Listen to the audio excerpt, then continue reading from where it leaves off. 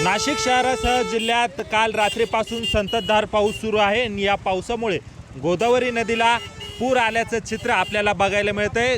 नदीपात्राजवळील छोटी मोठी मंदिरे जी आहे ती पाण्याखाली गेलेली आहे। मात्र या ठिकाणी पार्किंग करण्यात आलेली एक चारचाकी वाहन जे आहे ते देखील पाण्यात अडकल्याचं आपल्याला दिसून येतंय। या ठिकाणी जर बघितलं तर स्थानिक मुलांच्या वतीने हे जे वाहन आहे ते काढण्याचा जो प्रयत्न आहे तो केला जातोय। शर्थीचे प्रयत्न हे वाहन काढण्यासाठी स्थानिकांच्या मदतीने केलं जात आहे। या ठिकाणी प्रशासन पातळीवर अजून कुठलीही मदत पोहोचली नसल्याने हे वाहन काढण्यात अडचणी निर्माण होत आहे, परंतु लवकरच प्रशासनाच्या वतीने ही जे चारचाकी वाहन जे पुराच्या पाण्यात अडकलेलं आहे ते काढण्यात येणार आहे। एकूणच परिस्थिती जर बघितली तर गोदावरी नदीला यंदाच्या हंगामातील हा पहिलाच पूर आलेला आहे। या पुराच्या पाण्यात हे चारचाकी वाहन अडकल्याचं आपल्याला या ठिकाणी चित्र बघायला मिळतं। तर स्थानिक जे या ठिकाणी गोदाकाठावरील जे स्थानिक नागरिक आहे त्यांच्या वतीने या ठिकाणी जे मदत कार्य जे आहे ते केलं जातं। या कारला जर आपण बघितलं तर चारी बाजूनी दोरी जी आहे ती बांधलेली आहे, जेणेकरून ती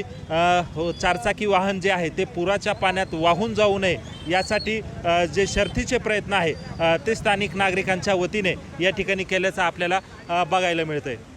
महेश माले, लोकशाही मराठी, नाशिक।